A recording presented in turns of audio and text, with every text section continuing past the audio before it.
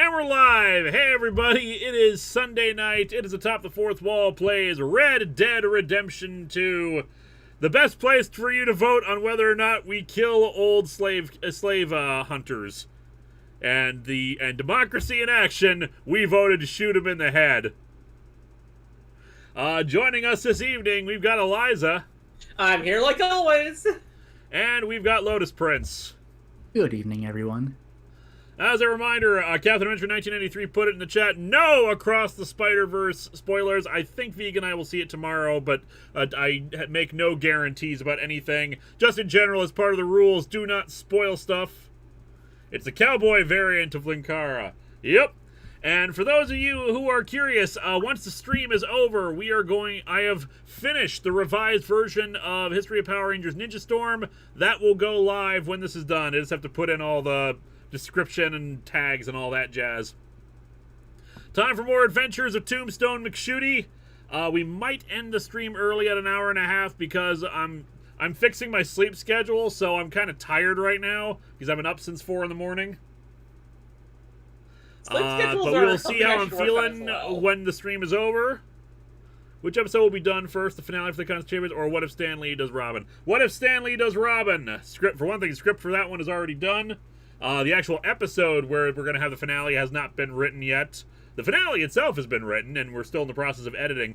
But I took some time, since I needed to go out again to get the Mr. T comic that I was waiting on, that I needed to scan, because I can get comic scans for a lot of stuff. Mr. T and the T-Force, not out there, at least not that I can find. Danny Fenlon, the storyline is more horses than I remember. Yep, and yeah, so we've got... yeah, Mr. T comic, I needed to get that so I can scan it. It's sitting over there on the chair. Mr. T and the T-Force, number 8. You'll enjoy that. You just scan it, write up the script. Shouldn't take too long. We're probably going to cancel some episodes in July, reorganize things, just so we can finally make some progress in catching up. Unfortunately, the process of doing additional episode of writing all the scripts at once, it works. It's good.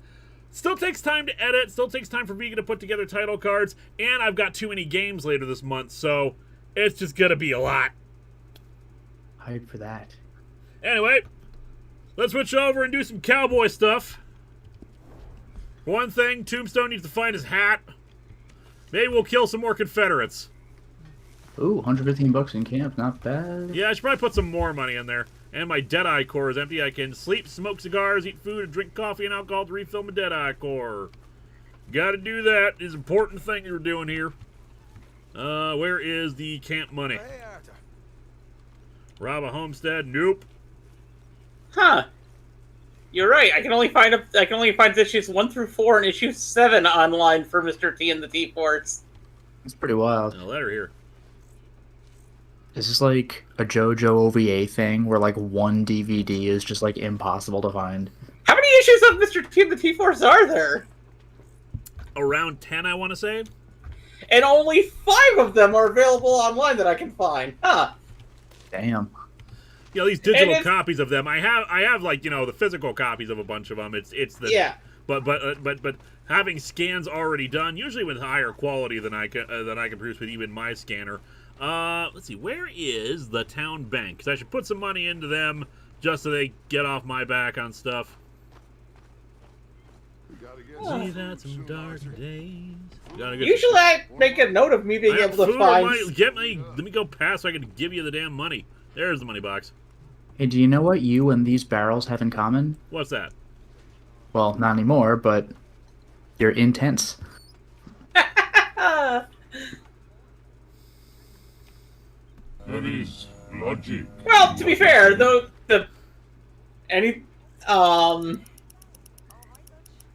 my brain just died. Give me a second. Treatment!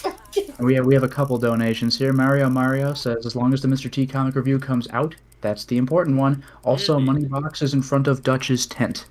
Yep, I think I'll give him $300. It's a nice... And Myriad Media Musing says, could Breath of the Wild or Tears of the Kingdom be Let's Play potential for you? Its gameplay and setup can work for you, I think. I think the idea's come up before. It's Switch stuff, which means it's a lot more complicated because I gotta pull out the Elgato and get all that set up. Viga's done it before. I prefer just doing PC stuff because it's less things I gotta worry about.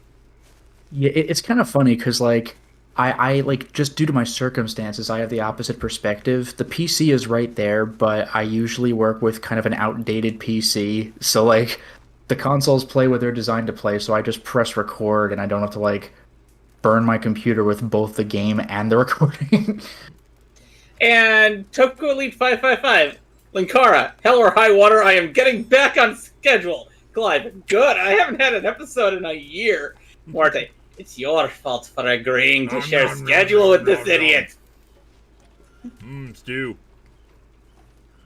She's good for that. Didn't really refill my Deadeye core, though. What do we got? Hey, I haven't had time getting my own stuff out on time. I am not going to get... Damages, I'm not going to sub-host for anyone else. There we go, some snake oil. Whoa, I could see forever. Alright, let us find us some fine missions to do here. Bill Williamson, what do you got for me? What you want? Bill Bilson? Also, I gotta find my hat and put that back on. Hey, Arthur.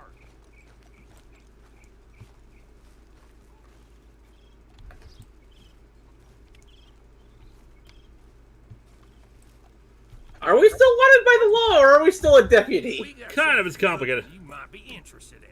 I'm gonna like the sound Alright, of it's this one. Cooking since horse We had to interrupt it when we left. Valentine. Oh, that's right. You were like, this is a dumb idea. And he's like, oh, come on, man. And you're like, ah, fine. Nonsense. And I don't know. I just feel like it's unfinished business. We gotta go rob a bank. It was just one of them things. How come every time I get in trouble, I'm called a fool and an idiot? But when you get in trouble... Tombstone is nothing without his hat. You are correct. It's a good point, Arthur. Yeah, it is a pretty sexy hat. All right, well, what do y'all want me to do? Hit the goddamn bank with us. You This is a really terrible think it's idea. worth going back there? 4 of us can hit. Whoa, you're robbing a bank. What's the worst thing that could possibly happen? I'm here to chew bubble gum and kick ass. Yeah. It is time. I love that opening. We can hit it just fine. If there's To be fair, 4 of more us, heads I mean. should have chin Y'all straps. think it's I'm worth here to Yeah. chew tobacco. Bank, Arthur. So, Chew tobacco, you kick ass. take good. According to the fella I met. And yes. I'm all outy tobacco. The stock I'm all sales, outy plenty of tobacco. money and plenty of people milling about. All right, I suppose it's worth taking a look at least. We should wait until Well, if you're out of morning. tobacco, go with marijuana. I need to change out of these rags if I'm gonna be performing. Okay. Those old West times, though, you ain't spitooning marijuana. Oh, yeah. True. We put a lot of research into this one. You gotta make that little ding sound. All right. Let's go. After that whole cutscene, well, let's go. There's Strauss. That man, the debtor, Thomas Downs, apparently he's dead. Dead. Huh. Well, no, he didn't seem very well. His wife. I believe he has a wife and child. She will assume the debt, of course. Of course. Then you can head up there and collect. We lent them a lot of money. Okay. Gentlemen, let's go Why get do we ourselves lend him paid. money? What's the plan then? Oh, we're gonna send Karen on in ahead as a. That's gonna be like I don't know anything about this game, but is this gonna be like a miserable moral mission where like the wife and the kid are hanging by a thread and you're like, I need the money? We just need to bring you along. Yeah, the thing is, I don't mind let him keep the money. I mean, they just lost the husband. He's had a miserable time already. Before, let me. Is there a way to Point put on out- a hat from here? Gordon's to the the ex. Yep. Oh, Here sorry, you go. you Start your got it. hat there. All right. Well, we haven't done this for a while, but for anyone who wants Lewis to sing, what type of Western songs do you want him to sing? Rollin', rollin', rollin', keep them doggies rollin', keep them doggies rollin', rawhide. Through rain and wind and weather, hell bent for leather, something, something, something, rawhide. Well, The Blues Brothers themselves couldn't have done it any better. The funny thing is, there's one song that goes through my head whenever I think of a Western, but I know that it predates the Old West by like We'll send Miss Jones decades. to the bank. Almost heaven, West Virginia. Yep, that's it. Blue Ridge Mountains, California River. Life is old here, older than the sea, younger than the mountains, something but trees. Country road, Take me home to the place where I belong, West Virginia. West Virginia, mountain mama, Take me home, country road. Now sing the Limp Bizkit version. Keep rolling, rolling, rolling. Oh my god. Stefan, I always forget how to pronounce his last name. Stefan from Team 4 Star. He did a remix of Country Road, mixing it with a Cyndi Lauper song. I can't remember the name of it. It's about moms. Oh. Mom will last forever. well, just be And they go really well together. Got a lot of irons in The that camera view on an invisible horse or something? Yes. I mean, Also, I probably should have Bob, been paying attention to what the hell these people are saying, but I'm sure this bank job's gonna go bad anyway. Wait, they're saying things? Camera Bob, like as you walk, or in this case, ride, has been a thing for like over 20 years. Like I just take it in stride at this point. Yeah. I don't even notice it for the most part anymore. Yeah, like I guess some people might have like motion sickness issues, so like oftentimes games allow you to turn the Bob off. But like once you turn it off, like it feels like classic Doom. You're just like gliding on a dolly or something. Listen to my story, lads, and hear me tell my tale. I'm still thinking the Blues Brothers movie. Like, what kinds of songs do you sing during these streams? Oh, both kinds, country and western. Well, if you all want to do something that's a little less country or a little less western and do something that has the same feel, in 1814 took a little trip along with Colonel Jackson down the muddy Mississippi. Like a lot of these things, like I've vaguely heard of them, but I couldn't sing along with them to save my life. I'm terrible with music. Wait, you don't know the Ballad of New Orleans? Like it sounds vaguely familiar, but I couldn't sing along to it. Huh. For life, Jim Jones, I sentence you across the stormy sea. Oddly enough, I used to suck at history class until I learned that I could remember history through music And there when I you was in go. college and high school. I remember history being a lot of like, here's some definitions of words, and here's one chapter on an entire civilization. Here are some dates, and I'm like, this is the worst. For me, it's the remembering of the dates, which is why I came up with music in order to remember them, because I can remember music like no tomorrow. There we go. And it's a shame because history is like potentially the most interesting subject, but history class is often just like glossing. Yeah. Just because we teach history wrong here in the U.S., rather than teaching the important lessons from history, we are more concerned about teaching the dates. Yeah. And which is particularly annoying because, like, I mean, it made more sense decades ago, but now you can just Google it. It's like, Yeah. do I really need to memorize like what date this king or queen, born or died or ruled? It's like I can easily look this up. Give me concepts instead. Yeah, like I would have liked history a lot more if they would have taught me about the fact that Hamilton actually went aboard British ships in the middle of the Revolutionary, stole their cannons, took them over to the docks, and then turned them around on the same ships. You know what's disappointing is like a lot more people are aware of Hamilton because of the play, but I at least knew that Hamilton was killed by Aaron Burr because of that one Got Milk commercial. Do you remember that one? Yeah, that's actually how I knew that too. And there you go. The fact that I know that because of Michael Bay. Michael Bay. I don't Michael Bay made that Got Milk commercial. Now, Michael Bay used to be a commercial God. director before he got into movies. Yep. That's insane. But there's not even one explosion. How can this be? I know, Okay, right? Michael Bay didn't get into an explosion until The Rock. Huh. Well, damn. The Rock changed everything for Michael Bay. Yeah, I guess so. Before he was a high concept artsy type of director, then he made The Rock. Sometimes you don't want to think too hard about what you're doing. Which, the thing is, The Rock is probably the meeting point of his high concept artsy phase, and boom. Because it's got a lot of, it's actually one of the most anti-government things Michael Bay has ever made. Yeah. Because the entire thing is about how America treats its veterans like shit. Yeah. And then, you have the ending where it's just explosion, explosion, explosion, explosion, explosion.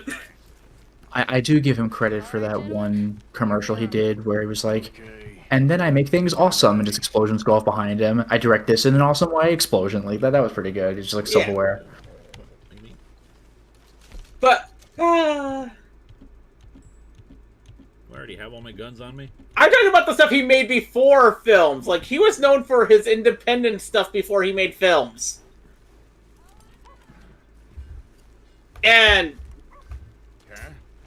Go to work. Of course. Alright, keep it cool and follow me, fellers. Even it's insane. Even though this is a video game, looking at that old west town with it's got sheriff written on it. It's got general store written on it. Like these still look like Is it lost? it looks like a movie set. It's so bizarre. Like, here's something that a lot of people don't know about Michael Bay. The first thing he ever did in Hollywood was he did the storyboards for Raiders of the Lost Ark. Huh. Oh, Hawk Hero has an amusing little thing. I was watching your Ring video, which made me think, does Sadako rewind the video after killing the guy? That You know is a she good might. question. I think I made a joke about that. I think I made a joke about that in the whatchamacallit, in the late night double feature. Be kind, don't rewind. Yeah, like it's kind of funny because people like in the movies and everything, they just put the video in, it plays. But like you'd think every single person would have a moment where like the video's super short, rewinding only takes a second, but they still grumble about it, like I didn't rewind it from the last minute, and then they watch it and get taken down. But, Oh man, you're cutting off Karen with the inventory wheel. I'm Get your trying hand. to- Boom. Hold I on thought I one was second. supposed One to- second. Nobody move! Don't make us hurt you! yes, I knew about Michael Bay being in talks to direct a Lobo movie at one point. Actually, he was in talks to do that twice. Of all What's in people the doing 90s? that- Of all people doing that, I could see Michael Bay doing that. The reason why the 90s talk kind of fizzled is because after, well, 3 bad movies in a row when it came to box office from DC, Don't make me hurt you. like, the 90s were not good for DC movies. Move on. You know, I gotta say, I don't think you're helping his coordination very much. Come on. At least in terms of, Listen, I didn't even want to be here today. Oh, we had one from Fruity Groovy. Yep. Speaking of movies, Shin Kamen Rider was great. Anno definitely made it as a love letter to the series and has a great message of what good individuals can do and how we keep the hope of the dead alive. You really just keep Nice. beating that one guy. Someone come make sure the shoot behaves himself in here. Come here. That kind of fits with a lot of Anno's oeuvre, though. Yeah. The manager does that. He's always been one a person that likes to do things about the power of the individual. Keep an eye out. I'll be as quick as I Oh, can. Gordon ZX says, all right, here's a song request. How much do we need to pay you to sing Friend Like Me from Aladdin? I have to look up the lyrics again. But, I'd say 150. Otherwise, what do you think? Should I try to crack the safe or blow it the hell up? Crack the safe, I'd say, because Yeah, I the would go explosion... with crack. If you blow it up wrong, like, do you take out the money too? All right, but you better be quick. But I've yes, never tried to I... crack a safe before, so let's see what... I'm assuming this is like a mini game or something. As you Yeah. rotate the safe dial, rotation using will slow down the closer you are to correct the number. Oh, fair enough.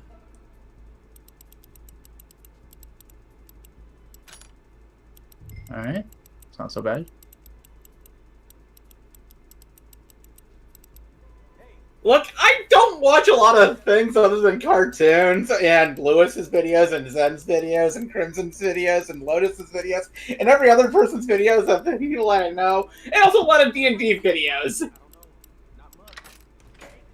Thank God for old-timey safe mechanisms. Yep. Come on, make it quick. I just love the idea of the guy working in the bank, like, man, the manager does it. You're like, oh, let me, and like 2 seconds later you're in. Okay. Me too. Oh, because there's more than one safe. Alright. You know, I gotta say, this is not doing any good for the advertisement for the Fitzgerald Bros. Don't worry. I see him.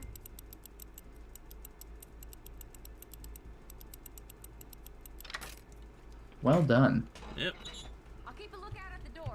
Please, let me go. I was hoping I wouldn't have to like listen in on it because I've got the sound turned down. Stay where you Yeah, yeah. How's it looking there? I mean, I guess this is what you get when you play a game in the 2020s. There's lots of, like, I'm guessing this is sort of like an accessibility thing as well. Few more minutes. As for what I was going to say earlier, I don't remember. Because there are definitely games where it's like 100% color-based or 100% sound-based, and, like, if you don't, like, follow it in that exact way, then you're out of luck.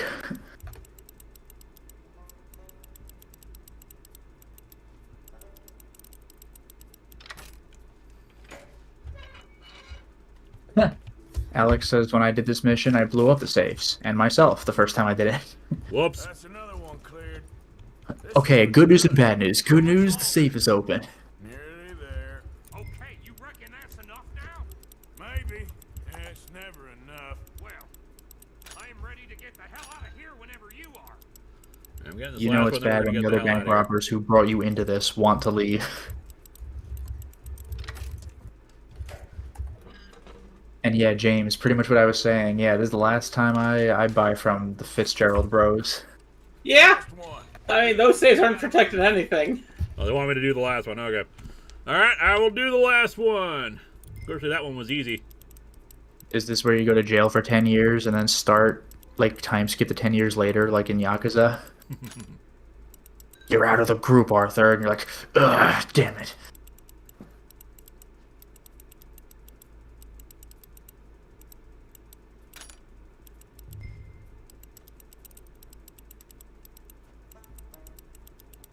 Technically, isn't all money Monopoly money when you think about it? Pretty much.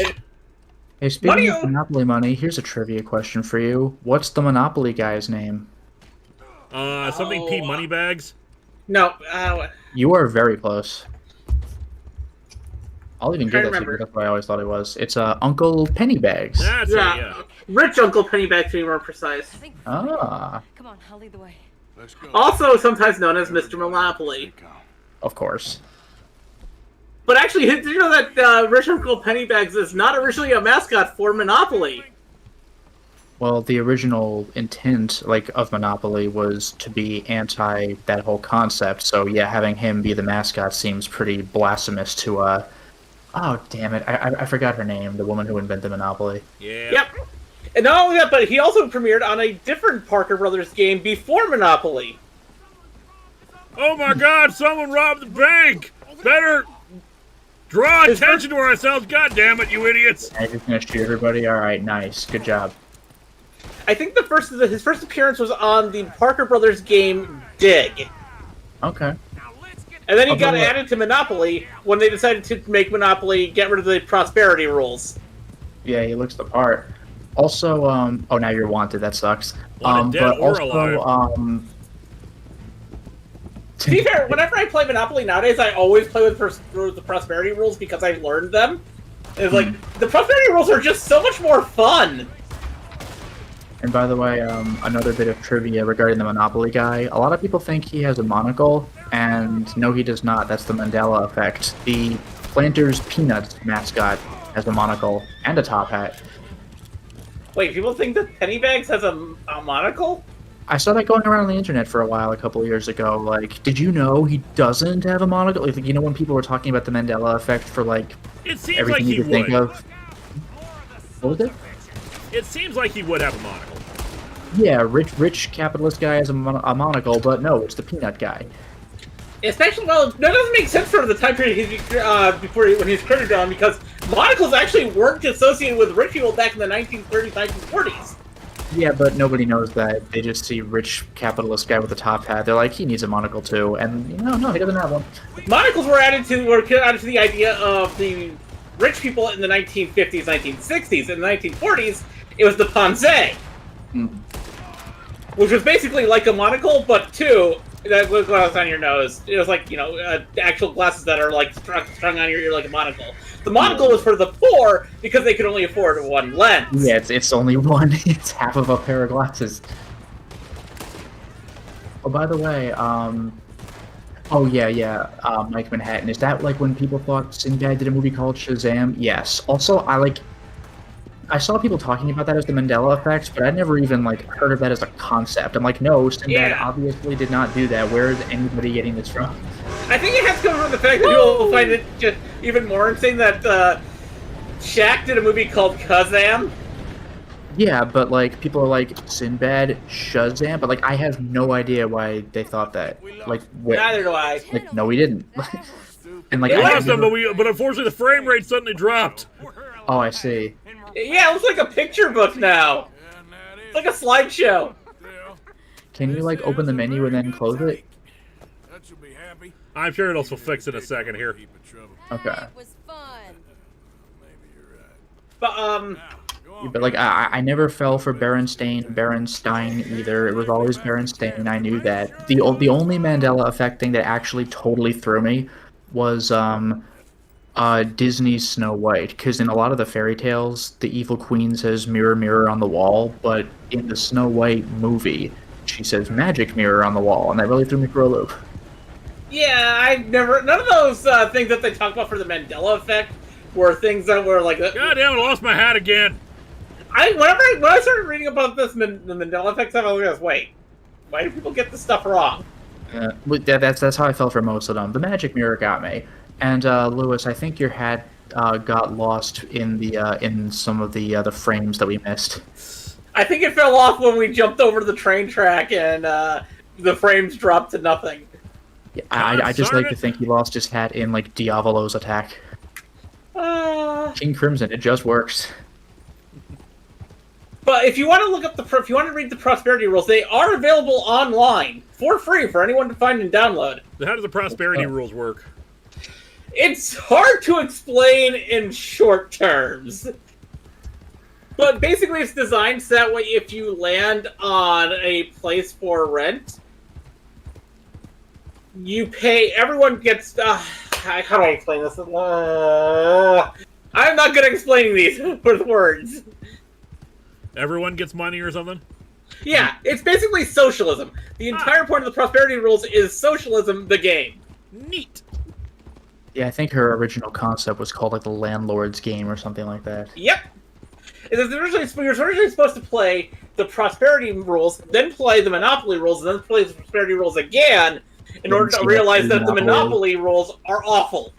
Yeah, and unfortunately now everybody likes playing Monopoly rules because you get to squeeze out your opponents, which is like it's supposed to reflect real life and show you that that's how real life works, but like nobody makes that connection. Capitalism. Also, Fruity Groovy has a rather amusing little line. Lewis was essentially stuck in Plumbers Don't Wear Ties during that cutscene. That's just depressing. Gordon ZX, while we're filling up this goal for a song request, here's a question. If Rom gets his own movie, which actor would you like to play him? Keanu Reeves. That's wrong. Rom Space Knight. Yeah. Trying to think, who would I want? We need someone loud and Brian Blessed. I want Brian Blessed to play Rom. Just doing the boss Nass voice. I want Keanu Reeves to do it because I think he could pull it off. And also, I like seeing Keanu Reeves in more things. But yeah, Brian Blessed would be a good choice as well. But Brian Blessed is also getting old. It's weird to think that he was in that like Flash Gordon movie. Like that was him. That was forever ago. I love that movie so much. He had a choice. Ain't my fault about the way the world is. He didn't have a choice. He was good and he did good. There wasn't no choice in that. And you as good as killed him yourself, and don't kid yourself. You had a choice. You speak as if killing was something I cared about. You ever wonder about eternity? Damn. You should. I hope it's hot and terrible, Mrs. Downs. Otherwise, I'll feel I've been sold a false bill of goods. Now, please. Although, if you were to ask me who I would definitely want to play Rom, Lewis, doing the voice that he did in the comics. I could do that voice for a movie. A lack of respect. Which is it, boy? I ain't got no lazy eye. No respect for the likes of you. Well, maybe when your mother's finished mourning your father, I'll keep her in black on your behalf. You think on that, boy? Well, maybe you shall, sir. And maybe other events will transpire. Maybe other events will transpire. That's like the description of any video game. No, that's I reject your reality and substitute my own. For your punctuality. Maybe other events will transpire. That is a good line. Like I gotta find excuses to use that. Good day. Next time I get into a barroom brawl, you're going down. Yeah, maybe other events will transpire.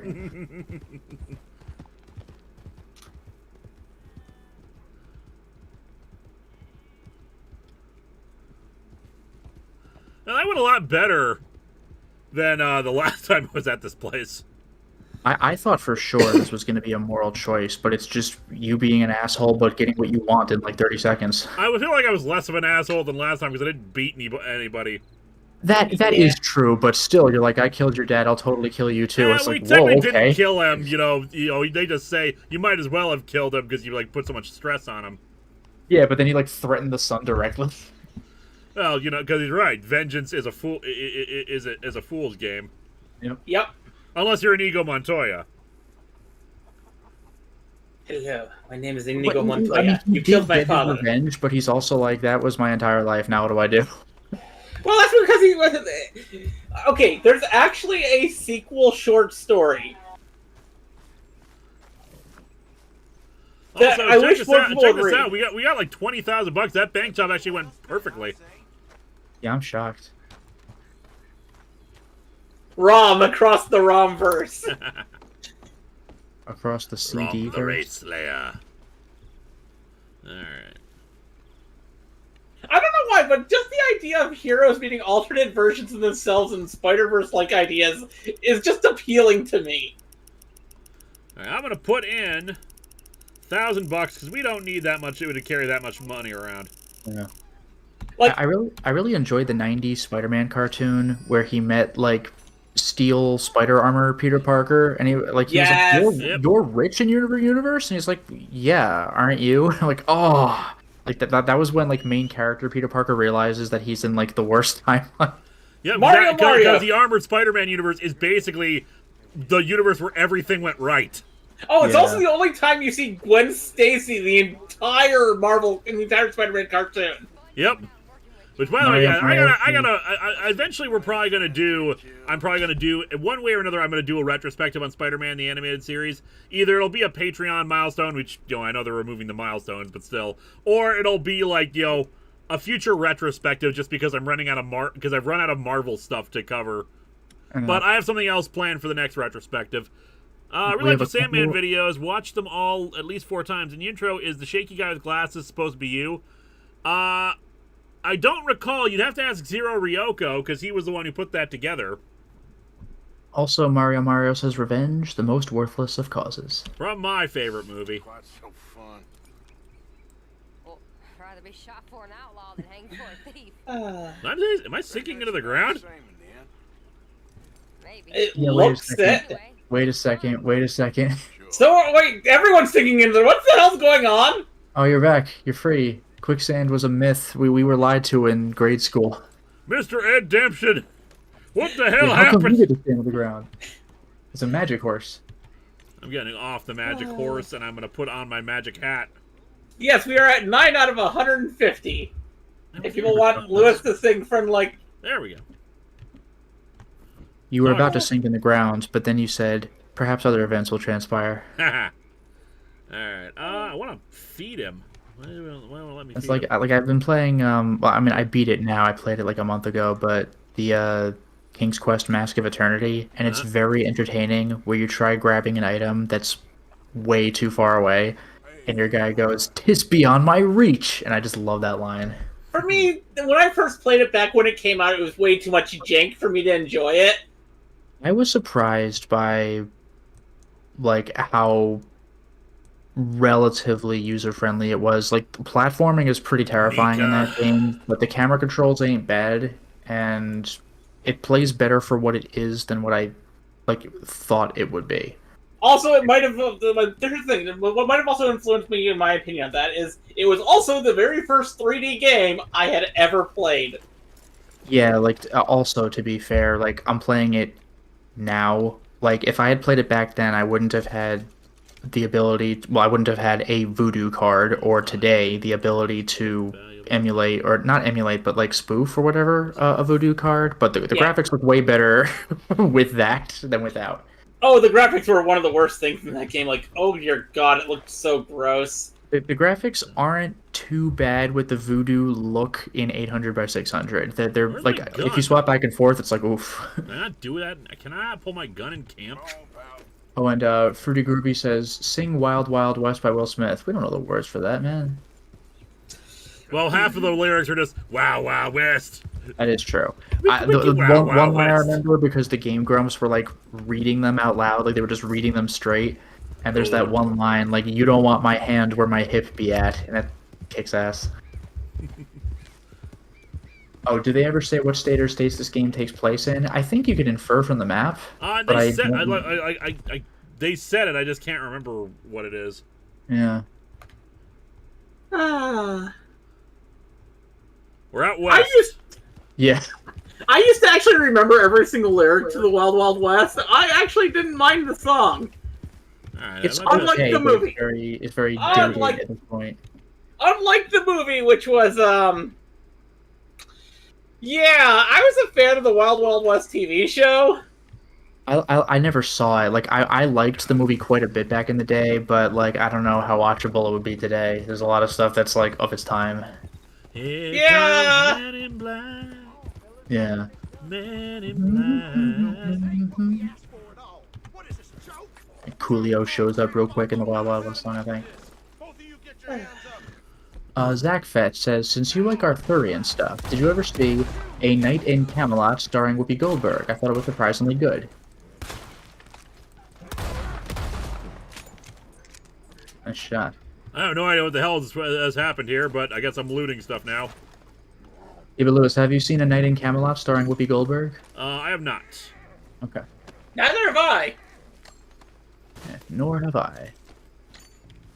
Or like that old Sam Adams commercial, "Me 3." Like, I have no idea what's going on here. It's like people were like having a disagreement, then just whoop. Witness, well. Witness! No, I did a little, it was supposed to be Witness Me, I messed it up. I ruined it. You don't see no witness, nothing's going on, nothing illegal happening here. I'm just walking at night, a man can walk. I've done my looting, I'm not anywhere near this. Yeah, I'm by a tree, it's free country. I'm sheriff. I got a star. See this here badge.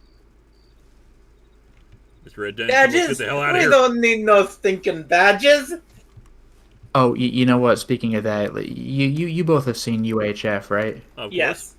You know that one guy who wanted to make that TV show with animals and he's just being weird with them? Yep. And then Yes. And then his final scene in the movie is he's getting deliveries, and they're like, "Oh, badgers," and he's like, "Badgers? We don't need no stinking badger." Like, I didn't realize that was like a "we don't need no stinking badgers" reference, and so he just goes like, "We don't need no stinking badgers," and like the scene ends, and then he's out of the movie, and I like that was so confusing for me way back when I saw that as a kid. I was like, "What? That's how he leaves the movie? What?"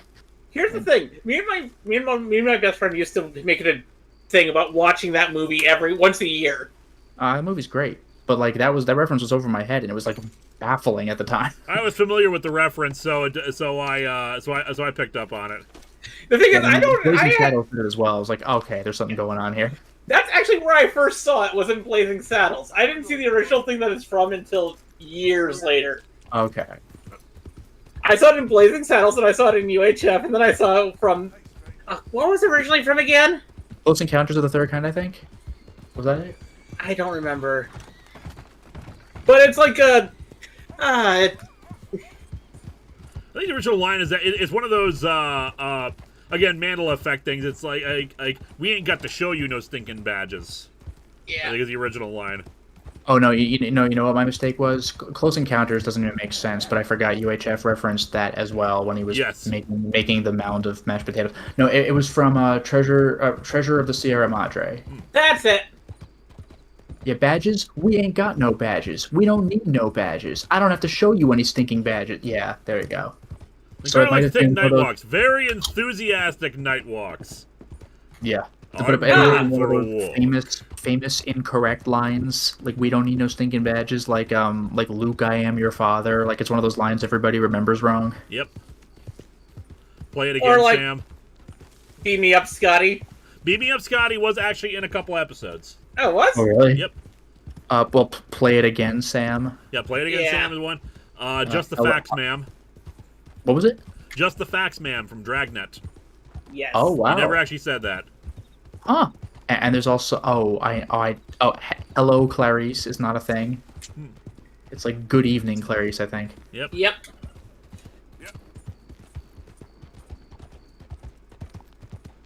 Pop culture is fun. Oh, the thing is, one of the things because I saw Star Wars only recently, like within the last 5 years. What, the original? Yes. Okay. I am new to Star Wars. After I first saw Star Wars back when I decided to do my marathon of it all in like 2019, 2020. Sorry to interrupt. Zach Fat 92's got another one. Elementary, my dear Watson. That was that was not in the original stories. That was added in like I can't remember which movie series. It was probably what's his face? Basil Rathbone. Yeah, Basil Rathbone. But like, yeah, in the books, he would say like, "Oh, that is simply elementary" or something like that. Yes, there's a lot. Okay, there's a lot of just those lines things, but I learned after I watched Star Wars, I did went online. Isn't it kind of weird that one of 3PO's legs is different than the other? That was one of those things that like I misremembered, even though I saw that movie 1,000 times. And everyone is like that. So many people were like this. No, so many people had seen this movie like 1,000 times like this. No, it isn't. And then they go to check it out like this. Yeah, he's all gold. No, he's not. And I was like, I was one of the first things I was like, oh, that's a bit weird. You feel lucky, Punk is another one. Yeah. Yeah. Do you feel lucky? Well, do you, Punk? Yeah. There's also Holmes smoking a calabash pipe. Yeah, no, he does cocaine straight up. Like Watson called him on it because he's like an old like army doctor. Yep. So like I don't know if it was illegal, but he would like a guy like him would disapprove, and he's like, are you on cocaine or maybe morphine? And he's like, no, it's cocaine. Like, oh, all right. Also, he never wore a deerstalker cap. Medicinal drugs back in the day. In the original stories, he wore a bowler cap. Which I think some of the movies have adapted. The Duke just got in. If you guys want to sing, may I suggest we take turns singing I Want It That Way by the Backstreet Boys, just like they did on Brooklyn Nine-Nine here. I'll start. We do singing for whatchamacallit, for money, but you are my fire. I literally cannot help you with this. That's fine. I'm trying to remember. I haven't listened to the I Want It That Way in such a long time. The funny thing is, I wasn't actually a fan of boy bands or that song or anything, and yet I know the lyrics. How the hell does that work? Mega Timmy Tommy says, Mega Timmy Tommy says, I just got here, but I think 3PO's leg was explained in a comic and it was tragic. Of course it is. Of course it's tragic. Of course there's some backstory for his freaking leg, even though he was built in like a scrapyard. We can't just have mistakes. Everything must be explained. Everything must be explained. You know, Red Letter Media made fun of that. Like, where does Han Solo get his vest from? We must know. Like, he's always wearing it in the movies. Where did he get it from? It's like from the. I don't know. It's a shirt. Like, what do you? That's the one problem I have with Star Wars. Is the expanded universe wants to explain everything. Things can't just be in error. Star Trek accepted this a long time ago. That sometimes we just forget that things. We just pretend that things didn't happen. It's just like it's a silver leg because it stands out. I don't know. Like he could have gotten a replacement anywhere. Like 3PO is not unique. There's a million robots like him. You could find another golden leg. You don't need like an intense backstory. Oh, you don't even want to know how he lost his leg. Who cares? Here's my entire reason for why this is a thing. It's because, for the longest time... Sorry to interrupt, the chat has been singing the song, and I really appreciate that. Good for them, because I do not know. It's because George Lucas could not accept being wrong. And it's something you notice when you watch him in interviews. Good to see you. If he gets something wrong in something that he says in an interview, he'll try to talk his way into being right from being wrong. Nice. Oh, this is that one. Tell me why ain't nothing but a heart. Okay, I kind of have a sense of that. Oh yeah, Captain Avenger. Yeah, it's alive. Didn't he say that though? It's alive. He did say it's alive. Well, they wrote he's alive. Maybe it was it's alive. Trying to protect his riding clothes. Tell me why ain't nothing but a heartbreak. Literally all I remember. Ain't nothing but a mistake. I never wanna hear you say. Why do I gotta keep doing robberies? I just made like $1,000. Yeah, we done or what? Toku Elite says, what? You don't like force kicks? A totally legit thing in Star Wars? I don't even know what that means. What the heck's a force kick? Is it like in Return of the Jedi, in the background, Luke kicks someone, but it very obviously does not connect. Yeah, where Boba Fett like he hits him in the back, the jetpack. Was that it? But that was just he was kicking. No, it was, but the guy obviously reacted because it's stage fighting. But don't you understand? It's force kick. It's only a force power. It's not a mistake. No, we don't make mistakes in Star Wars. Little did I know that every single fighting move Rudy Ray Moore does as Dolomite is a force move. Incredible.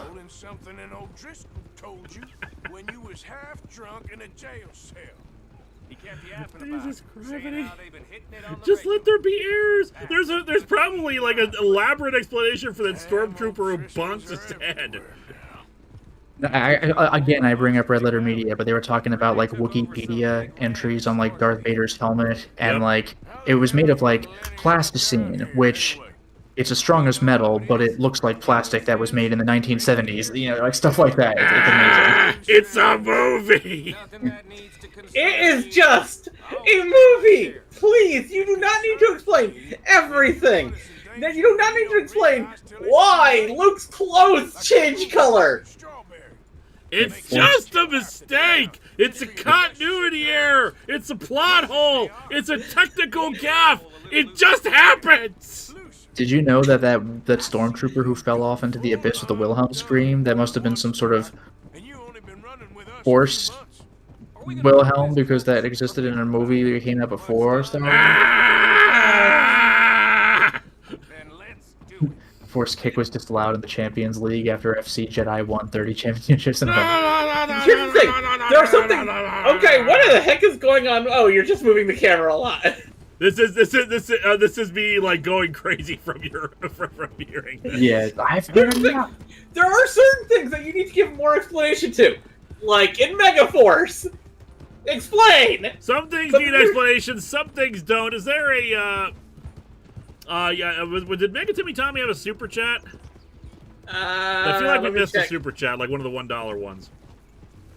3PO's leg, I think we got it. Okay. Megatimmy Tommy, yeah. I mean, now he's just saying anyone's seen Spider-Verse, but yeah, no spoilers in the chat or you will be banned. Yes. I did get a kick out of that, though, when you were shaking your camera. Classic Watcher's like, whoa, Lakitu, calm down. That ain't bad. That's a deep cut. Here's the thing. That's the reason why I have not done the extended universe with the books and comics and everything when it comes to Star Wars yet. Well, I got through the movies. It's a good thing you didn't, because the entire thing was rendered like non-canon anyway. Well, the thing is, I would have been getting into the stuff that happened recently because I got in. Okay. No, because I was gonna say, if you've been following it for the last like quarter century, then go fuck yourself. None of it matters. Okay, the only Star Wars stuff I experienced before 4 years ago was the Ewok movies, Episode 1, half of Episode 5, A lot of the people Genndy say Tartakovsky Star Wars, the Clone Wars cartoon. Clone Wars cartoon is insanely good. And I think that... Oh yeah, and the Thrawn trilogy of novels, which I did not even know were connected to Star Wars when I read them. I hear Thrawn is good. A lot of people say Episode 5 is the best one. I thought it was part of some book series, because I hadn't even heard of Star Wars when I read them. Yeah, Thrawn was from the books at first, I believe, and I think he showed up in a couple of the old games, like TIE Fighter. Heir to the Empire. Okay. The first time I ever saw the words Star Wars and knew anything about what the hell it was... Nice shot. ...was a video game. Well, there's 1,000 of those, so I'm not too surprised. On the N64. Yeah, Shadows of the Empire, or maybe Rogue Squadron. Shadows of the Empire. Shadows of the Empire, it wasn't the first game to do God damn it. Oh no. I was trying to jump over the other friggin' guy in front of that. But yeah, Shadows was not the first game to do the harpoon and tow cable around the AT-ATs, but like Super Nintendo Star Wars did it. But Shadows of the Empire was in like proper 3D, and it felt really good at the time. And like every damn Star Wars game contrived an excuse to have you do that. Like after that. I have a very weird history of Star Wars. Because my hometown, nobody really talked about Star Wars. Nobody watched Star Wars. It wasn't really a thing there. Wait, what? Apparently they got the away. post crack. I was like, you look okay. What happened? You know what people talked about and watched a lot in my hometown? Lord of the Rings. Yeah, we didn't get too much of that until the movie came out. I was only like vaguely aware of it. My hometown was there's so many people when I was a kid that were just obsessed with like fantasy novels and stuff. That's what my hometown was like. Well, I learned about my hometown a lot.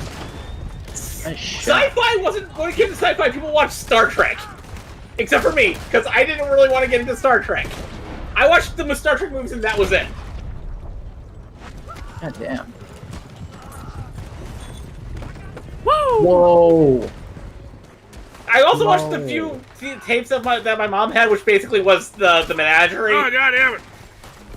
So for the longest time, my knowledge of Star Trek was the movies and the menagerie.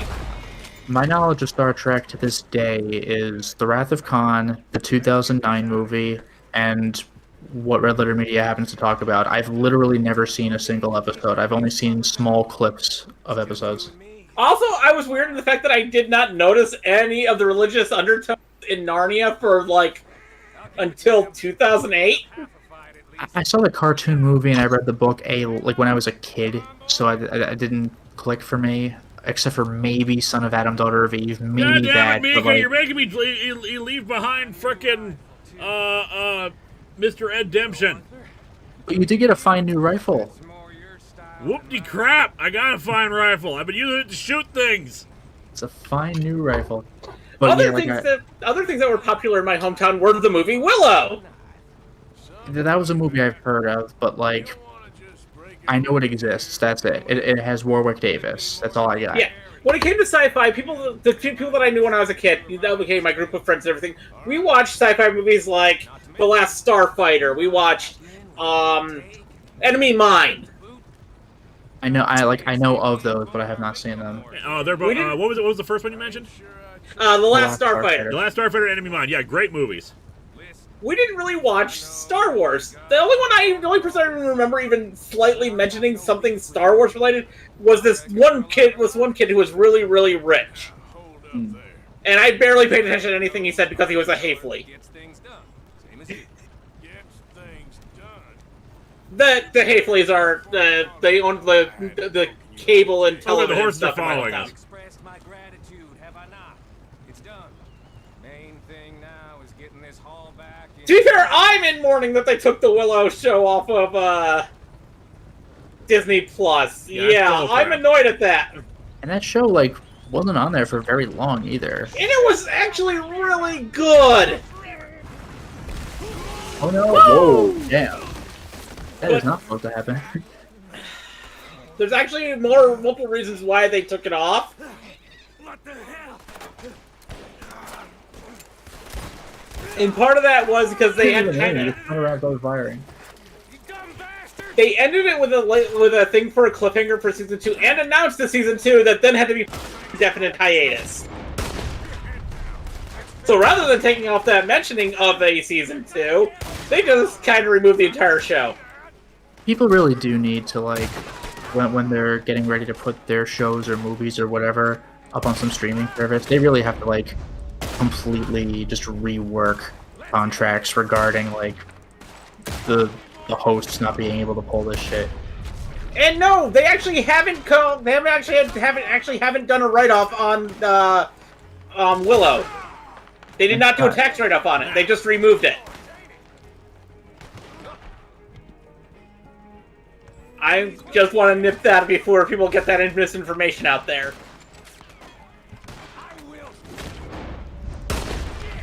Oof, brutal. Brutal. Nicely done. Yep, I'm getting better at this. Yeah, here's the thing. Yeah, there are 3 things that caused Willow to go on indefinite hiatus. One of the main writers for it is one of the people really leading up one of the people that's like really pushing for the writer's strike. So yeah, that's going to put a damper on it. 2, Warwick Davis kind of had to take a health leave. Oh, chop a horse, clever. Yep. Then again, Warwick Davis is like what now? In his 70s? At least? He's getting older, yeah. And yeah, there's a reason Jeez. There's a reason that somebody that old is going to take a leave of medical leave.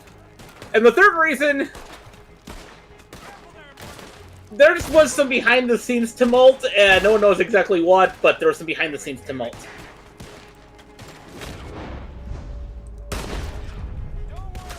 And finally, there is a 4th reason, and that was not many people watched Willow.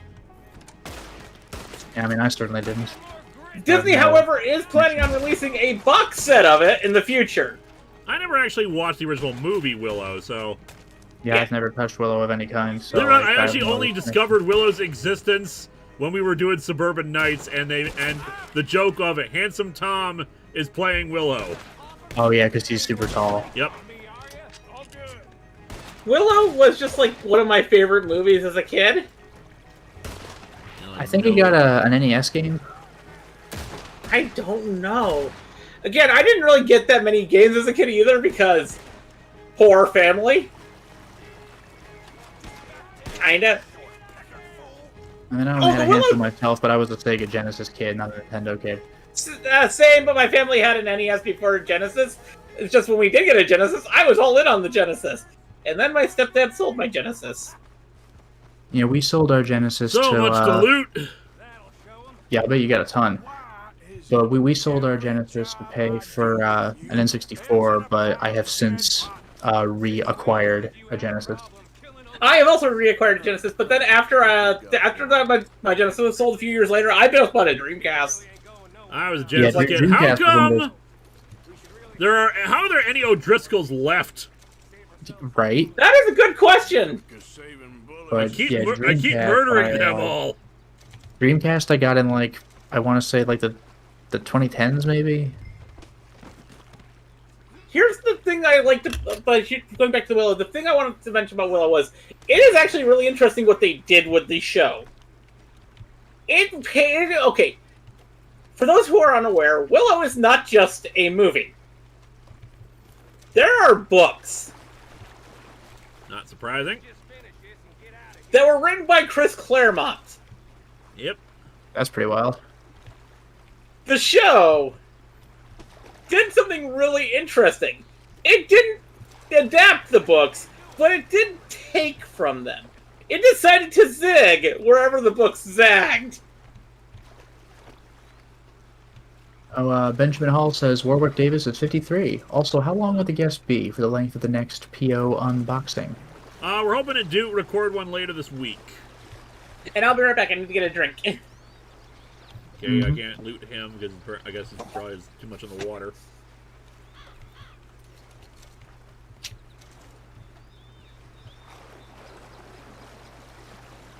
So many corpses to loot, so little time. Approach one there. Okay, that's a pickup. There comes a point when you're looting your, like, 17th corpse. You're just like, what am I doing with my life? Fortunately, today is not that day. Judge me all you want, I'm rich.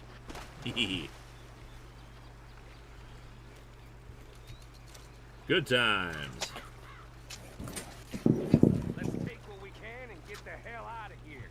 That locks and But the thing is, you won't even notice that the books of that the Musho Willow zig where the books zag until the final scene, where Where is the lock?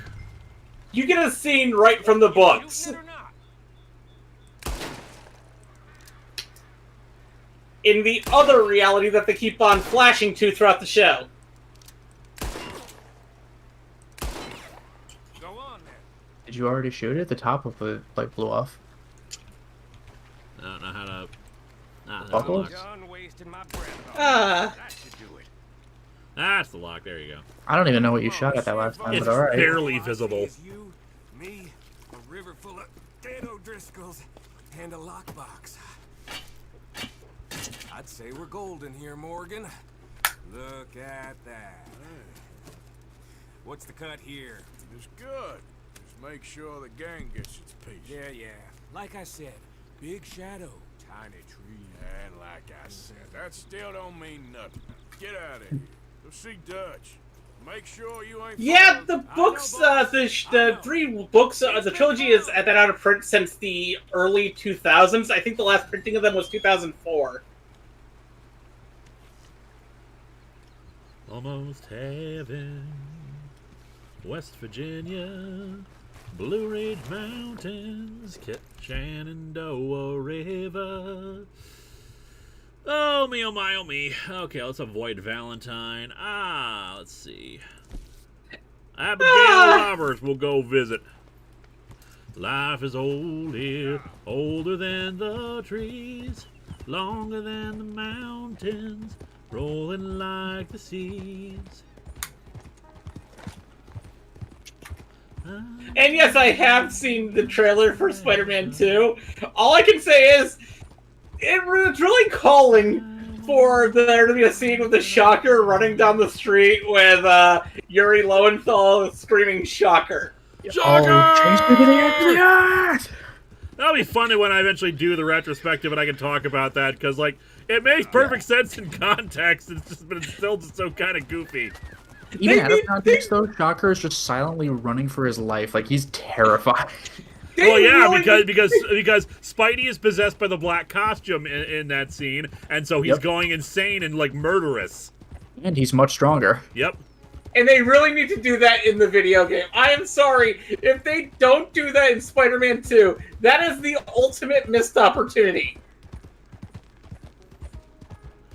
Radio And I know that it'd be an ultimate missed opportunity because I know Yuri Lowenthal wants to do that. No, you know what one of my favorite, like, caught opportunities was in Street Fighter V's story mode. They worked in a wink to the 90s cartoon where I think Fong was about to fight like Vega or Balrog or somebody for some reason. I don't remember why, but there's going to be infighting with Bison's higher level officers, and Bison's watching them, and he's like, "Oh, like my higher ups are going to fight each other. This is deliciously entertaining." Like I couldn't believe that they even went for that. That was amazing.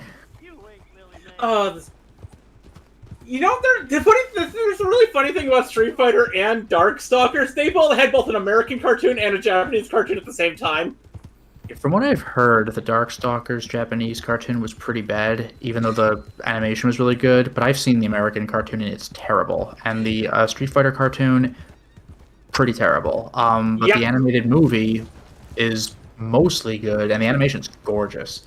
And the Street Fighter 2V anime that came a few years later, was actually pretty good. It's not bad. I do like how the Guile fight just had Guile beat Ryu and Ken's asses, and he was like, "You guys are talented fighters, but you're fighting like you're in a tournament, and I'm fighting like I want to beat your asses, and that's why you lost." Because I don't care about like for cheating. A guess and length, not a guess for when. Well, how are you supposed to know how long it's gonna take? Yeah, like, oh, you mean how long how long the video will be? Get the unboxing video. Probably like an hour and a half. I can't imagine super long. We have plenty of packages, but not like that many. And by the way, Yuri Lowenthal can do a pretty good unhinged voice. If you've ever heard, or if you've ever played the original Nier, like he only has a bit part in that, but oh man, he goes ham by the end. Or do any of the late night panels with him at a convention. Like, that was always so much fun back in the day. When I hosted late night panels at conventions with voice actors. Good stuff. I don't think I've ever seen Yuri Lowenthal in person. I want to say I've been at conventions with him before, but it's been so long. Yuri Lowenthal, I used to hang around with a lot at conventions because it was just fun hanging out with him. And he liked hanging out with me, apparently, for some reason. I do not know why. I am a weird person. You were a likable person to hang with. Like I haven't met many voice at like I was at a Q&A with like Crispin Freeman back in like an early Otakon, but that might be about as close as I've come. I used to be mildly famous. Good shit. Before I transitioned. And then I was never famous. And then I decided to like completely get rid of my fame and just, you know, not interact with people for a long time. While only doing my videos online. And then I stopped doing even that. And then I started doing that again because I decided, okay, yeah, it's enough time's passed from that whole debacle. I can get back into this. Yeah. I'm not associated with the horrible people anymore. That's always Oh, good. that's cool. A friend of mine bought me a birthday greeting from Stephen Bloom once. That's pretty sweet. Getting a line from Stephen Bloom is always a good thing. Yeah, like our next episode, I'm trying to think like that commercial for like .hack like quarantine. .hack sign like .hack quarantine. It's coming out soon for PlayStation 2. I think I missed the most. Yeah. The thing I missed most about back when I had some mild bit of fame was hanging out with Neil Kaplan all the time. Remind me who Neil Kaplan is, because I recognize the name. Diabolico from Lightspeed Rescue, Optimus Prime from Transformers Robots in Disguise, Hawkmon from Digimon. Nice. Optimus Prime from what now? Transformers Robots in Disguise 2001. Also the voice of Zarkon from Voltron Legendary Defender. Charles. Yeah, I'm afraid I don't have connection to any of those. He was just the most fun person to hang out with, just because whenever there was a convention that me, him, and this other person, oh crap, I can't remember who it was. I think it was Jerry Jewell. The three of us would just get together and just do bullshit. Nice. Like, mess with people like no tomorrow. And I mean, mess with people in the good way. Like, we would go around trying to make people feel better about themselves. Hey, all good out here?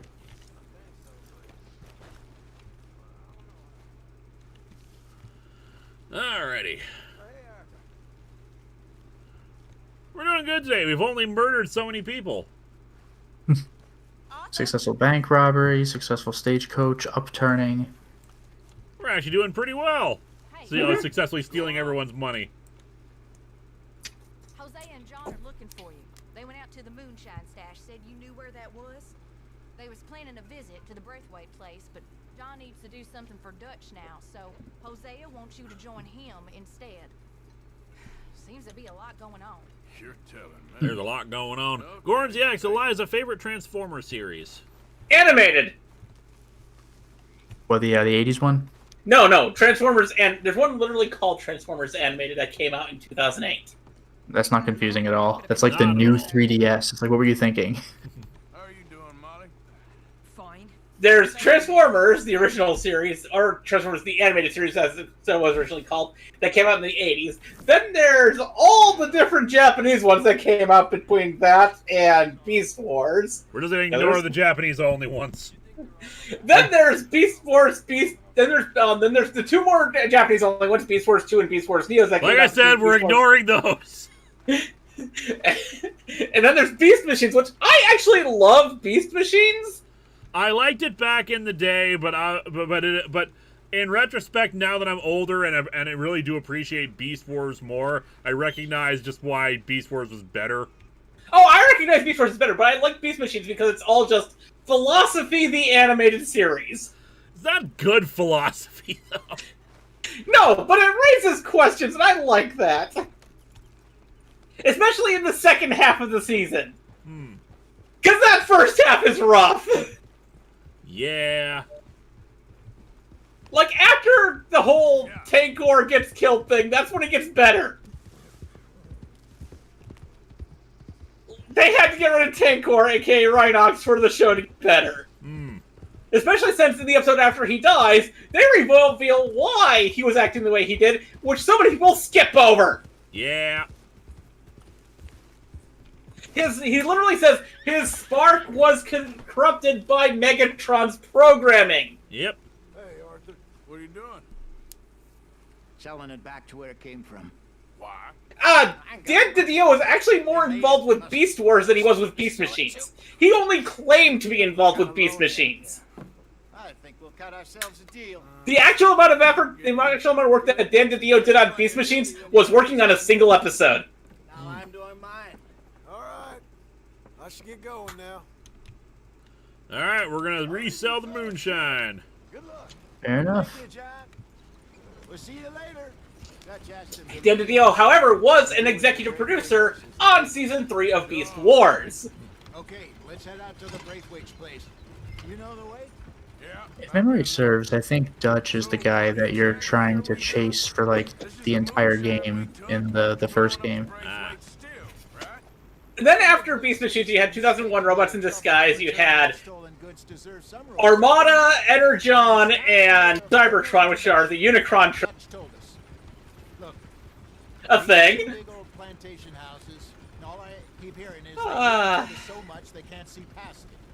Then you have our animated, which ran for 3 seasons, was going to get a 4th season, but no, we have to make everything aligned.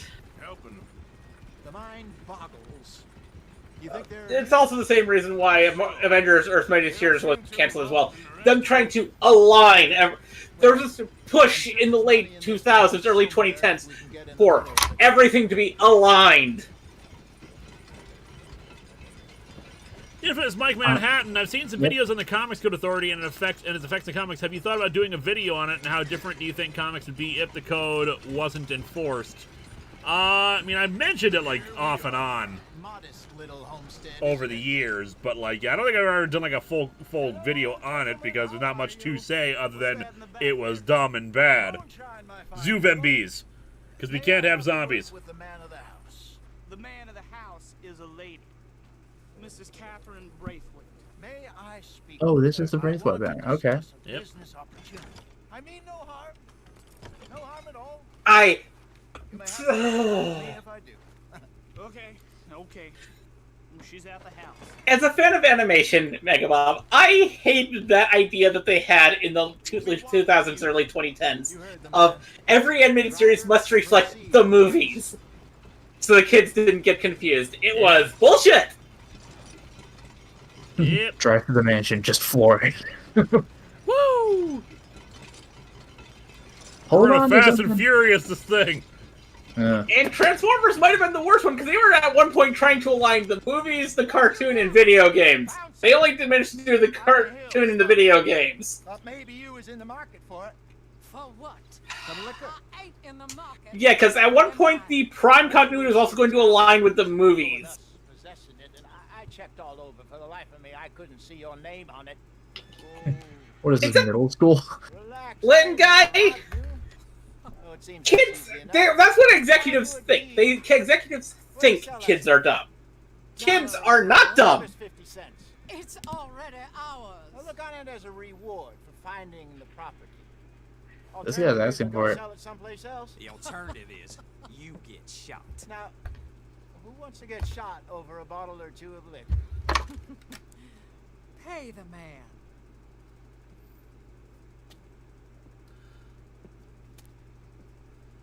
Pleasure doing This has business with got you. to come back to bite you later. This is so tense. Take it. I mean, At least not without orders Oh, from I know exactly who gave you your orders. Old Sheriff Gray. You know what? Okay. I don't want it. In fact, sir, now you can do me a favor. There's an extra $10 if you do. Drive the stuff into Rhodes, head over to the tavern run by Mr. Gray, and give the stuff out for free. Mama. Hush now. I believe they call Damn. that a promotional expense. As you wish, madam. You boys come back sometime and tell me how you made out. Maybe we'll play a little cribbage.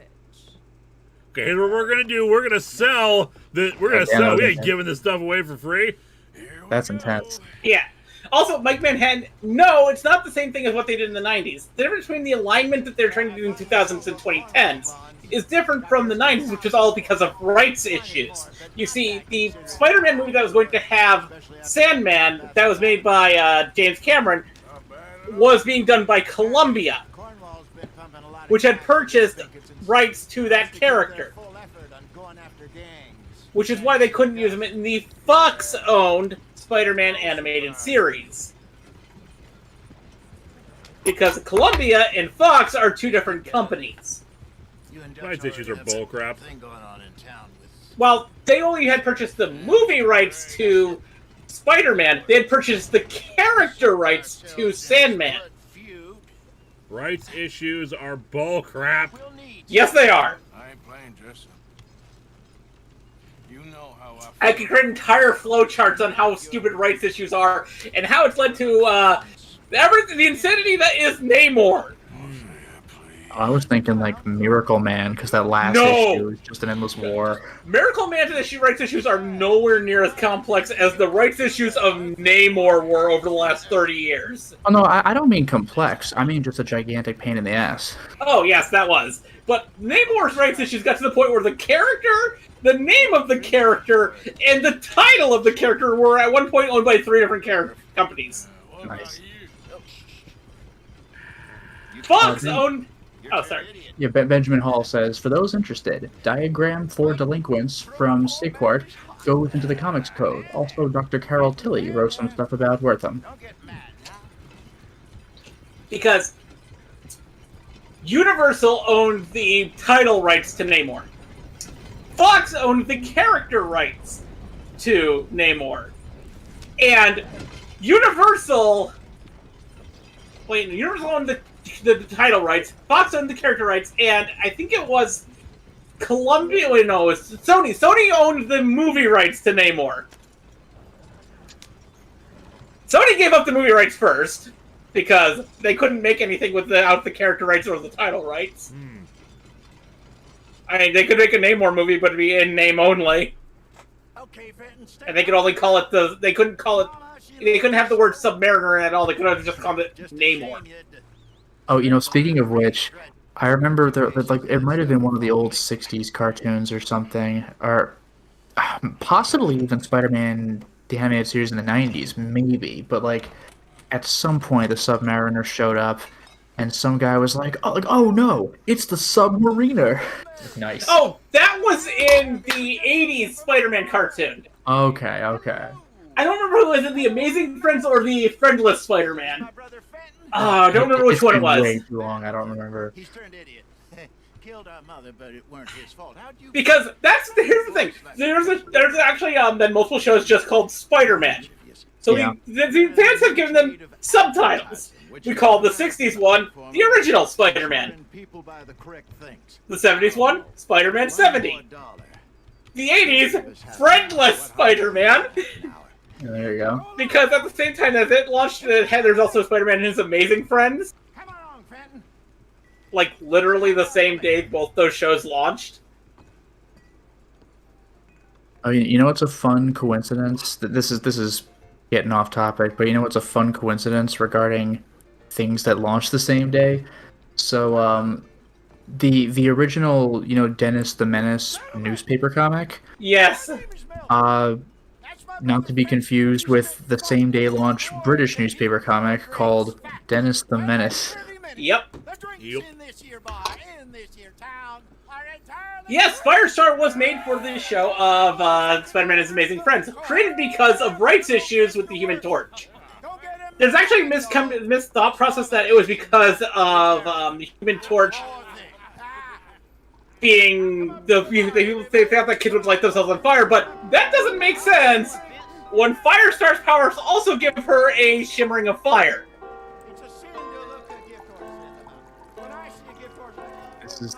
This is such a troll. I love this.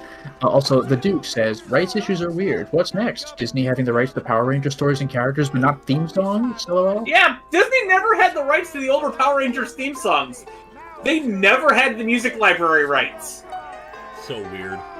That's So another ridiculous. thing that gets very annoying, by the way, because like my first thought is Arrested Development, the TV show, where whenever Job would do his magic act, they would play the final countdown in the background, so like da da da da da da da da da, and like you just didn't get that on Netflix, and it's just like you're missing part of the joke at that point.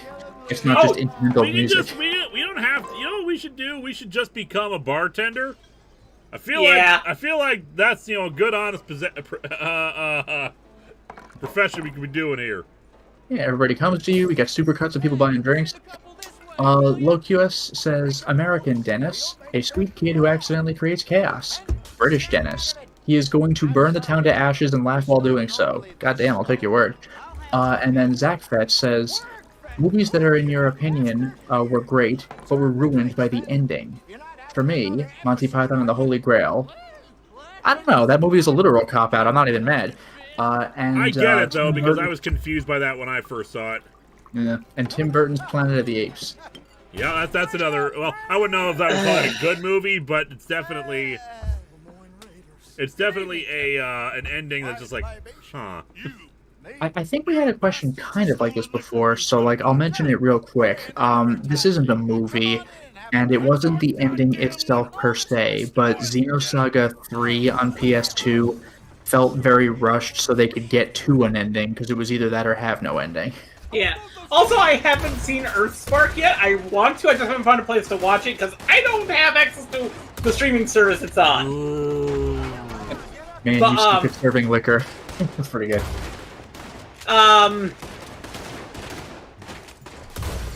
Well, oh yeah, Ken Pender's rights issues is insane because that's not even rights issues. That's just plain theft.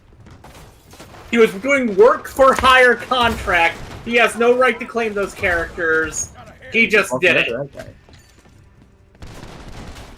I'm trying to think though of other like things with a movie ending. I'm coming, I'm looting, damn it! It's just as dumb as that time in 2008 when the person who made the Mortal Kombat movie tried to claim that he owned the rights to the characters of Mortal Kombat rather than Welcome the to people who Harmony made the game. Gold, am I right? Harmony! Yeah, Harmony Gold's another... Like, there's just so many things of... Please, rights issues, just go the hell away. Yep. Mario says, I wonder who told the Lemoyne Raiders about this. Ooh, brutal. Well done, let's pull go. out the sawed-off shotgun. This is not blue bodies. But yeah, I'm trying to think of other movies I'll be, God darn it. But yeah, I'm trying to think of other movies where the ending just pissed me off, but like it's not easy for me to think of stuff like that. Woohoo! Yeehaw! Yep. Rudeness, tootinest, shootinest! The guy who made Food Fight tried to claim that he was more responsible for Mortal Kombat than Tobias and Boone. There's literally a character called Noob Saibot, but sure, go off. But like, yeah, I'm trying to think. I don't know. Like, was there some corny movie ending where it was all just a dream, but like, it was really disappointing that it was just a dream? I don't know. Like, you know, there's 100 movies that have that ending, but did any of them like, oh, it was great until that? No idea. I will say that it was really stupid that they made The Wizard of Oz just a dream. That I think was just a necessity. That was like the time they didn't think that anyone. Woo! Ooh, nicely done. Yep, spotted the barrels. I think they said that they didn't think people would buy the fantasy elements, which I call bullshit on. Yeah, I mean it worked just fine in a vacuum, but then you realize there are 14 books. Yeah, here's the thing. I am probably the one person that you'll meet on the line that dislikes the Wizard of Oz movie, like, because they're such a huge fan of the book. I mean, I like how they handled it though, with like the farmhand actors being like the Scarecrow and the Tin Man. Like that was cute. I really don't like how they handled the Lion though. The Lion is such a badass character in the books. Well, I mean, it's the whole thing where he like he's brave like against his will. And the Scarecrow is smart when the the entire meaning was that they were each already had the things they were seeking. They just didn't realizing it. That was the joke. Yeah, but the Lion did that. He still showed up everywhere he had to. He just didn't like it. Yeah, but he didn't do the badass stuff that proved that he had the courage that he did in the book, like facing off against two giant Kalidas, or literally going like toe-to-toe against a giant spider. Yeah, that'll do it. Yeah, Scarecrow has a gun. By the way, that was my favorite part, is the Tin Man was issued a wrench even though he comes with an axe. Yeah. Some local militia. And yeah, Locutus makes a good point. The ending of Charlie and the Chocolate Factory, because the elevator just goes off into wherever the hell, and that's like, the next book goes there, but you're just like, what? Like, I thought he got the factory. What's happening? But we still need a lot more money before that can happen. So, for now... Oh, yeah, a lot of the Oz characters in the books are more badass than the movies, which is why there needs to be, like, a straightforward adaptation of the Oz stuff in either a show or a movie form. I would love perfectly, like, an adapted animated series of Oz that actually takes elements from the books and gets rid of the massive plot holes that are so big that Unicron could transform and then casually walk through. Folks around these parts. Oh, real nice. Exactly. On the one side, we have got the Gray family. Scots, degenerates, drunkards, the local law. You couldn't make this stuff up. Our kind of people. And on the because it's like Batman, like, was a punk, like, got into fights a lot. Like, I like him already. Nothing has bigger plot holes than Oz. In the middle of it all, you got some inbred retelling of Romeo and Juliet. Exactly. Oh wow, they're just directly calling out the Romeo and Juliet. All right. Yep. God damn it, Mika. Sure. Why not? Because we got lawmen in 3 different states after us. Last thing I want is to get us into trouble, but we need money. Now, I just robbed so many goddamn things for you people. Yeah, right. I robbed a bank. Because even without us, these fools are gonna kill each other anyway. Okay, well, Jose's gonna I have seen Tin Man, and speaking of Oz Great and Powerful, Definitely take the lead on this. I have not seen Oz the Great and Powerful. I heard it's terrible. it is good for a Raimi film. It's decent for a prequel to the MGM movie. How the hell did we get in there in But, the first place? again, I don't like the MGM movie. Father, it ain't that complicated. We gotta So, convince each family. I'm just watching it as a Sam Raimi film, and it's not bad as a Raimi film. Before they figure out it was It's not the best Raimi film, but it's not a bad Raimi film. And no, it is not.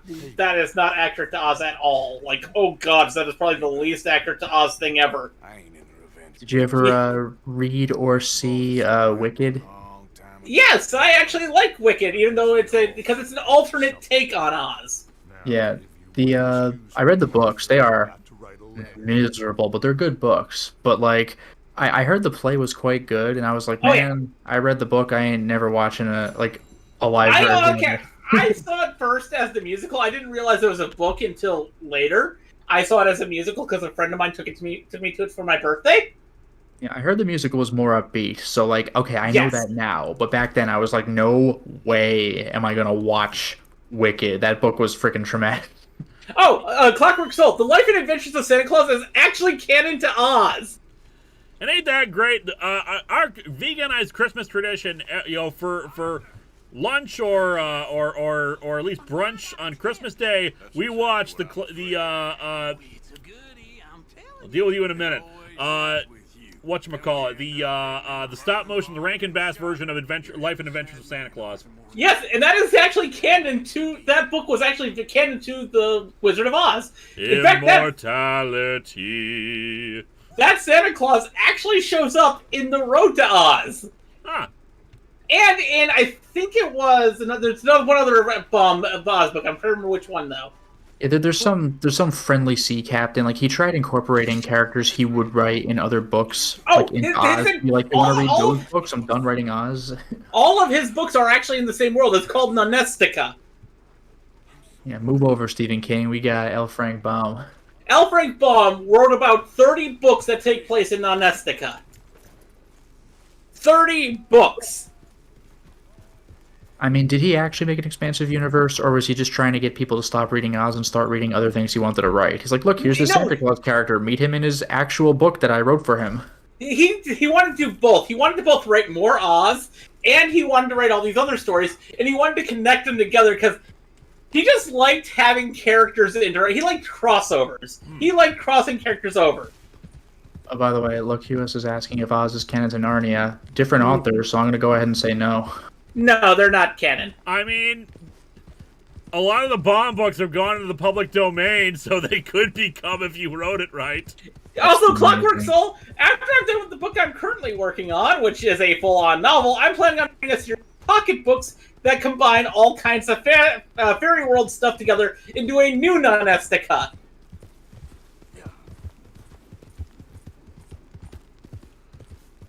Well, which basically means I'm planning on rewriting, like, Oz, Neverland, Wonderland, all together into one thing. By the way, if you've never seen Life and Adventures of Santa Claus, the Rankin Bass version, I highly recommend it.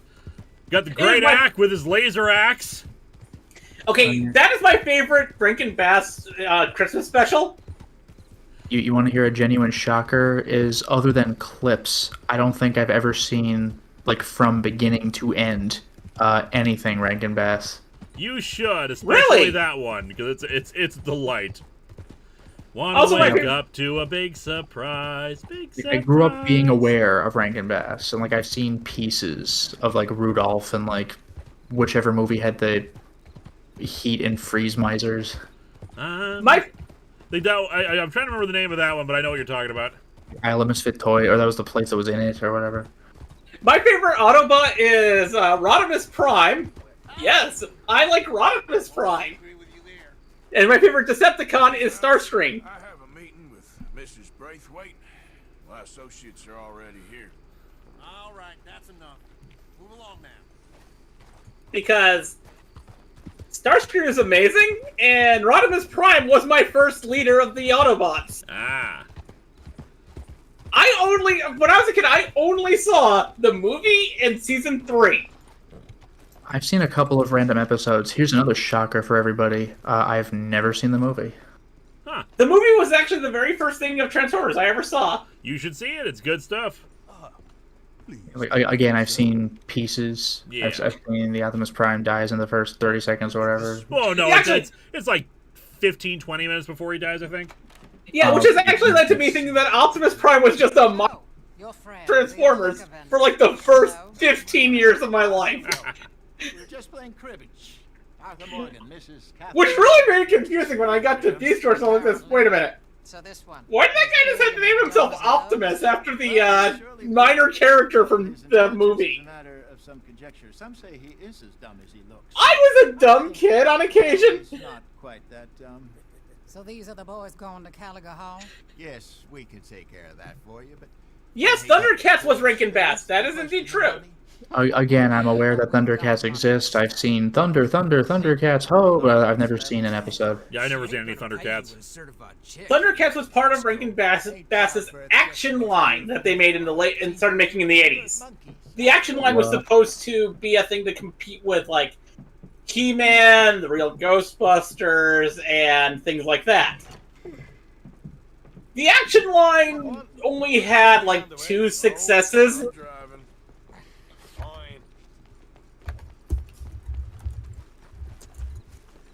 One of which was Thundercats.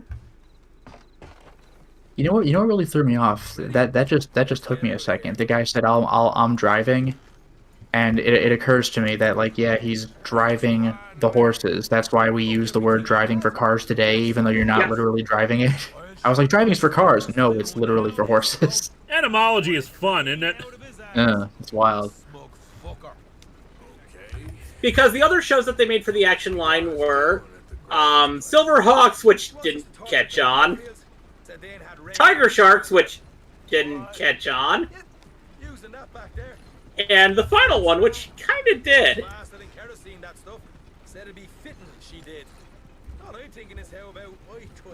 And,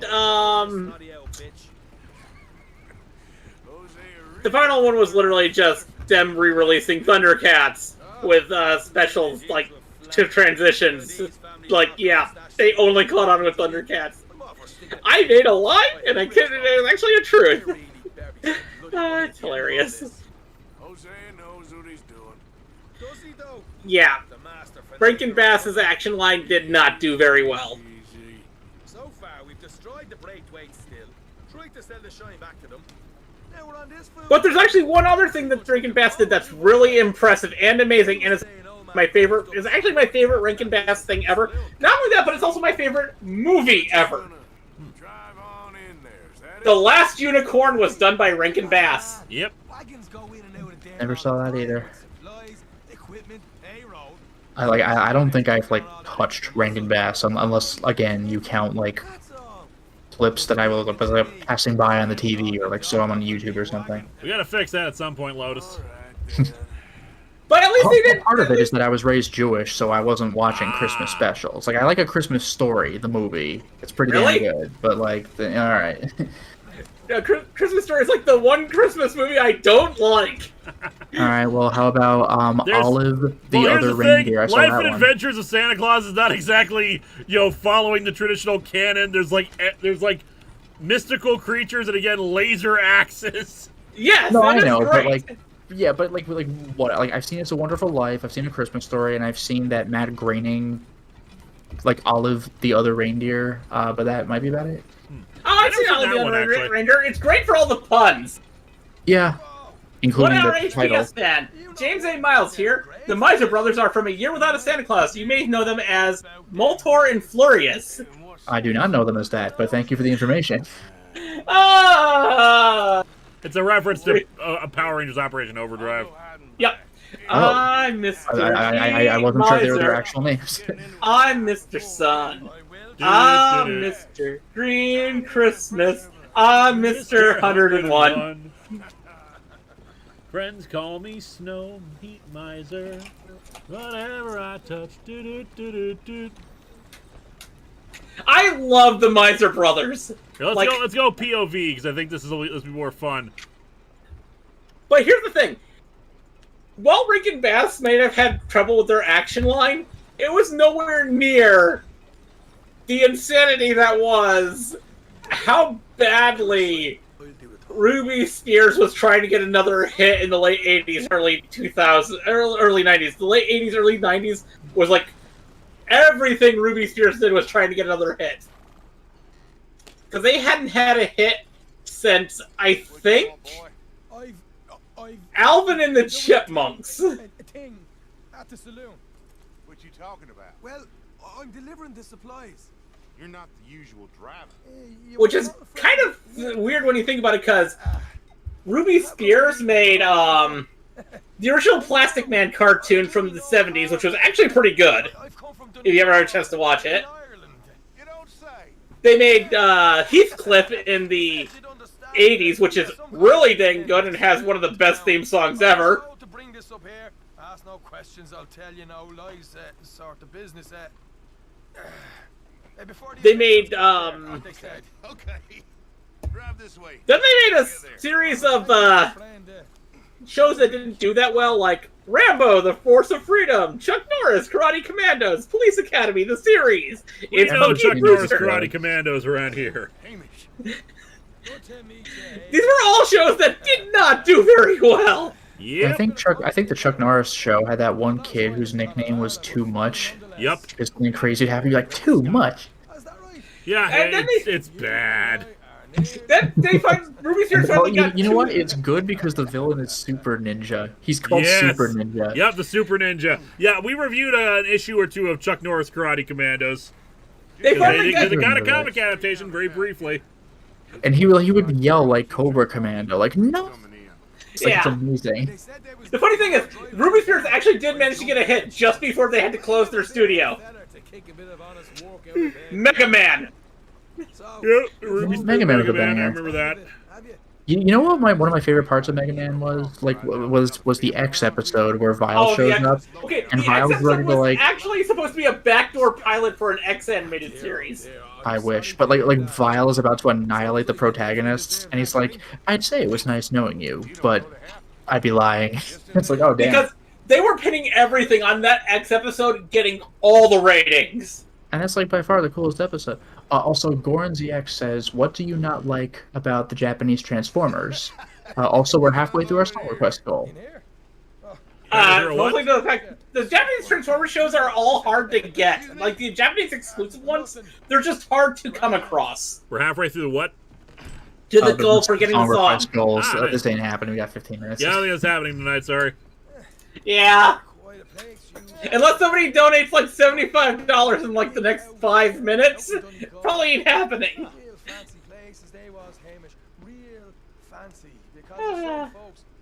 Oh yeah, Classic Watcher. I love that. Yeah, that one YouTube clip where Mega Man touches Pharaoh Man. Now I have your power. And Pharaoh Man just decks him immediately and punches him. But I loved the Mega Man animated series, and learning about everything that went on behind the scenes of them trying to get the X show off the ground while they were working on it. You know what's shocking, by the way, is you know how like those kinds of shows like use the same voice actors for a bunch of different stuff, like Double Dragon and Yep. Oh, what the hell was the other one? I swear there was another. Oh, it was Street Fighter, I think. But you know what was shocking is Dr. Light's voice actor. I think it was him. Is the Shadow Master in Double Dragon? He's like, his delivery is very like soft and cool and sinister, and you're like, that's Dr. Light. Yeah. Oh, you know something even really cool about the fact of Mega Man the show? They only got the money in order to make that because they were already broke before they made it. They hadn't made a show that was a hit since '88 at that point. So they actually did commission work for season 2 of another show where they would handle all the production side of it. So that way they get half the money first. So they could get money to make their own show again. And that show that they worked on the season 2 of was Wild West Cowboys of Moo Mesa. Hey now. In other words, Mega Man the Animated Series only exists because of Moo Mesa. Moo Mesa. I think I mentioned this before, but they did, like, I forgot what company, maybe even Konami, but there is an arcade game that plays like Sunset Riders, like of Cowboys of Movement. Yes, I loved that game in the arcades. People forget about that game, and I was like, "This it existed. It was fun." I mean, people forget about that game because it's an obscure adaptation of an already obscure show. It's like any Sega CD game ever. It's like, I'll forgive people for not knowing about it. Comet raised a mesa to the western skies with the sound of 1,000 cattle drives. A chosen few would see the light and fight the wrong with right. Up on the mesa, high above the cloud, there's a world apart from all the rest. I loved New Mesa as a kid. I loved it more than TMNT. My classic watcher, like burn to the ground, burn to the ground. Like, I don't know where this is coming from, but I do Mega Man 7. That's Mega Man 7. Burning, I think, is actually referring to what I'm doing. Oh, okay. I was gonna say, like, we stopped we stopped talking about Mega Man. All right, but yeah, got it. Never mind, got it. But yeah, you punk. You gotta abide by the code of the West.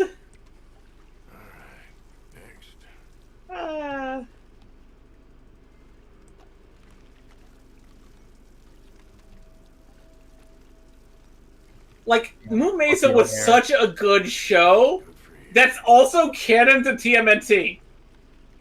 I am not even kidding on that. It is canon to TMNT. Also, I see mention of Bucky O'Hare. Bucky O'Hare, I believe, got a Super Nintendo game where the hard difficulty, I think, was literally designed to, like, be hard to the point where you just, like, rage quit. Like, yeah. By this point, people have, figured it out, but hard was supposed to be, like, just don't even bother. Here's the thing. Bucky O'Hare, I remembered more for the song than any of the show. Like, that was one of the first shows that I could only remember the I was like, what the hell happened in that show? I remember the theme song, but... Oh, a couple people are saying Bucky O'Hare was on the NES. Excuse me, my mistake. Mega Timmy Tommy says, Chad Goofy, the code. In another dimension, another time and space, a parallel universe was fallen on its face. Without the chaos, who else could it be but the Animal Adventures from SPAC? Now, you know a theme song I remember and enjoy that's very vaguely similar to what you're talking about? Do you remember Where in Time is Carmen Sandiego? Oh, yes, that was a good game show. That was good shit. We're on the case and we're chasing her through history. Although when it comes to space animal shows, I have to put aside my hatred of monkeys for a second. Captain Simeon. Yeah, that show ain't bad. Was amazing. With the voice of the Brain, Pinky and the Brain. He had he had some villain role at some Maurice point. LaMarche. Yes, thank you. Also, by the way, speaking of Maurice LaMarche and the Brain, I didn't realize this, but that somewhat famous audio rant from Orson Welles doing that commercial for peas. Yep. I didn't realize because Brain always goes oh, is this what we're doing, Brain? Yes. The way he said, I didn't realize it was from that. He just naturally said it like that. He's just on this rant. They did a full recreation of that for one skit. Most amazing delivery ever. You know the greatest thing about Captain Simeon? The main villain was voiced by Michael Dorn. Who was voiced by Michael Dorn? The main villain of Captain Simeon, Lord Nebula. Oh, he was Nebula? That's amazing. Yeah, that was Michael Dorn. Good stuff. He did a lot of great villain voices and other characters back in the day. He was on SWAT Cat's Radical Squadron. He played Coldstone on Gargoyles. Huh. I know he had some role. I think he was the computer voice, alert, the doors are closing now, in the Journeyman. I think it was the second Journeyman game. Yes. Because I don't even watch Star Trek, but I'm I think that's... I knew Michael Dorn from all his voice acting roles from back in the day. He was in a lot. He did so much voice acting. Also, Chat mentions that the voice actor for Flame Hyanard in X7 is also X. That's shocking, actually. No, he's not also X. He's also Axel. Oh, Axel. A lot of people get that wrong. He was actually the same voice as Axel. Fair enough. Which you can tell because there's a scene where the two of them are talking with, and it's the same voice talking to each other. Oh, Mummy's Alive was amazing.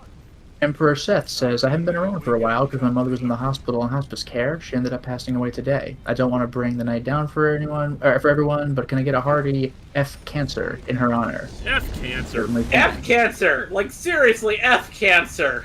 Mm-hmm. Yeah, take down the guards, but where are the guards? But, as the person who watches way too many cartoons here, like, how about Sherlock Holmes of the 22nd century? Sherlock Holmes to bring of the it back, by the way. 22nd century. Yes. To bring it back, to go way back, I believe, even in the opening theme, maybe as part of a clip or something, he does say elementary, my dear Watson, probably because of misremembering the quote. Like, seriously, that was such a good show! It was. And the thing is, it was considered a write-off at first when they were. They thought it would get nowhere traction. You know what they I thought was kind of amazing? out. What his cop partner was Lestrade. I didn't realize, because I didn't read the books for over a decade or 15 years later, but I didn't realize that the fact that she was Lestrade, she was the distant descendant of Inspector Lestrade. Yeah. What's also kind of funny is that he's just kind of a name you may remember from the books. He's just a cop that we know the name of. He wasn't, really integral to many of the cases. It's just oh, Lestrade, here's a name for when I talk to the cops.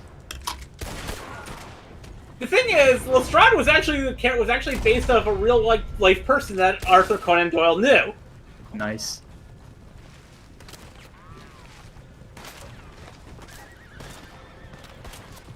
Monkey Magic, that sounds vaguely familiar. Was there a video game for that?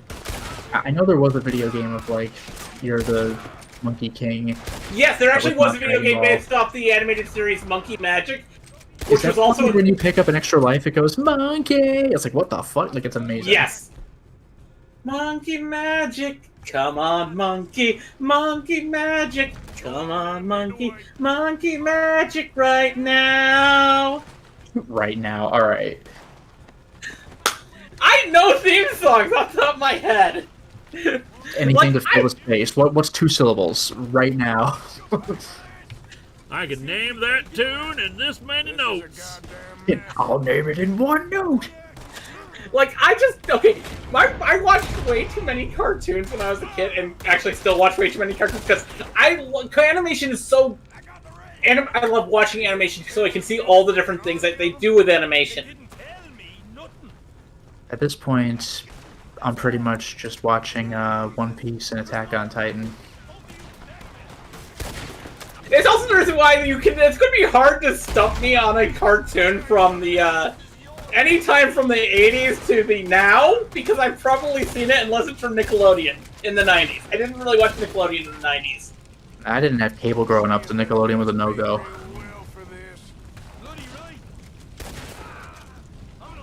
The thing is, I tried watching a few Nickelodeon shows like Rugrats, Real Monsters, Ren and Stimpy, and they just had this art style that I didn't like. The Klasky Supo art style? Yeah. Oh, and Captain Avenger says, Lewis, this is no time for looting bodies, run! This is the perfect time for looting bodies! Yeah, they're not gonna be here if I come back later. Oh, Sky Server Strike Force, yes, I remember that! That's a deep cut! Folks on a horse study. We did good, Morgan. We did good. Great, well, let's go. Yeah, shut up. Oh, let's get out of here. That actually entered production before Mega Man, but was actually the last release show. I cut him free. Spears. How do I cut him free? Because Sky Surfer Strike first entered production in 1992, but they didn't release it until 1995. Brutal. Don't have time to mess around here, Arthur. I don't know how to cut him free. I'm trying. Duckman is cool. I like Duckman. Come on, we gotta go. Well, it just said press like whatever button to mount the horse, didn't it? I know. I'm trying to. Fine, you're on your Okay, I have seen the He-Man 2002 show. It's not a bad reinterpretation of He-Man, and I love the fact that it's the first time they gave Adam and He-Man different body shapes. Did he actually just leave without you? Yep. And Thundercats 2011 was amazing, and it ended way too soon. Like And there's no option coming up to cut him.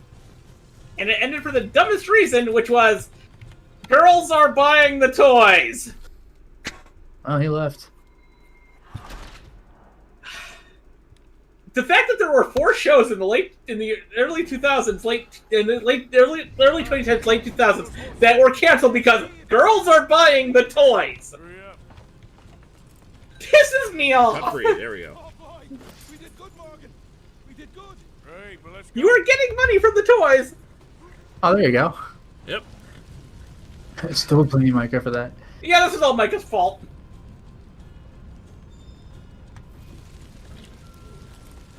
Duckman I didn't mind because I didn't see Duckman until I was in college. I never watched Duckman. Yeah, I never saw it. I watched it when I was in college, and it was like one of those things that's good to watch while you're high. I don't know if you can watch it anytime when you're not, if you're not high, but when you're high, it's actually pretty well. It's like Clerks, the animated series. It's good to watch when you're high. I forgot if I've seen all of Clerks. Like, I know it was only like 6 episodes, but like I want to say I saw it all. Although I gotta say, I really appreciate that episode 2 was a flashback episode. That's hysterical. Oh, there actually That was. time we did this. There actually was plans to reboot Cowboys and Mumesa, but then there was the whole downfall of 4Kids in the late 2000s. Oh, was this like the One Piece debacle, which 4Kids didn't even like want to do? Well, no, it happened after that. After 4Kids had given up One Piece, because 4Kids started with their own show. They had done a few things where they helped out on other shows, but their very first original show was in 1995, which was well, what was it called again? WMAC Masters. That sounds familiar. I should have gone back and looted the bodies. Which was a stunt show that was co-made by Shannon Lee. You know, these are tobacco fields. You know, someone just has to stand outside and just like, you know, free cigarettes right here. I think that's what happened, like, in actual history with, like, the Opium Wars, when they burned all the opium. They just, like, got everybody high. If you don't know who Shannon Lee is, that's Bruce Lee's daughter. Yeah, the first ever thing that 4Kids did was made with the aid of Bruce Lee's kid. All right, guys. Well, I'm gonna head over to Dutch, and then we are gonna call it a night. You nailed a bunch of missions this time. Yeah, I actually did pretty damn well, I'd say. And 4Kids kept going strong until 2008 when they released Turtles Forever. And then a lot of their licenses came up. As in, they had to pay for them again. Yeah, and they tried to undercut everyone. Oops. They decided to renegotiate because they didn't realize that they had set it up so that all their licenses, except for one, would come up at the same time. Dutch, I'm trying to get in there and talk to you. God, you're flabbit. And it crashed 4Kids. No, it's not just TMNT. It's TMNT, Winx Club, every single anime they license, including Sonic and Kirby. It's everything except for Yu-Gi-Oh's fault. Literally everything except for Yu-Gi-Oh's fault. Alright, well, we had ourselves a successful mission. Yep. We did a lot of good things, and by good things I mean stuff that enriched us. We don't care about anything else. Tombstone McShooty managed to shoot a lot of people and put them in tombstones. Once the stream is over, I'll add the details. Lenny!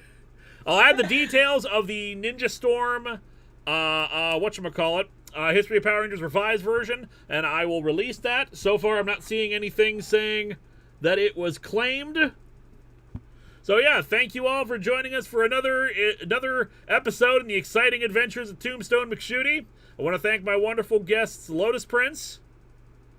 Thank you for having me, and as usual, Elden Ring Let's Play continues. I'll be streaming Suikoden 4 tomorrow night at 10 p.m. Eastern, and a 100% playthrough of Bait and Kaidos has started just today, so check those out if you are interested. And Eliza. It was great being here, and I have some new stuff coming up later this week. You can also find me on my Twitch channel, which is ElizaGWR. I just hit 50 followers, which means I'm going to be doing a lot more on there soon. And also on my girlfriend Lol's channel, we do various D&D stuff. Very nice.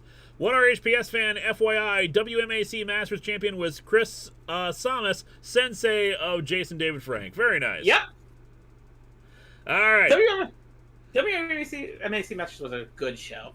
All right. Thank y'all again for joining us for more of the adventures of Tombstone McShooty. Y'all have yourselves a wonderful evening. Have a good night.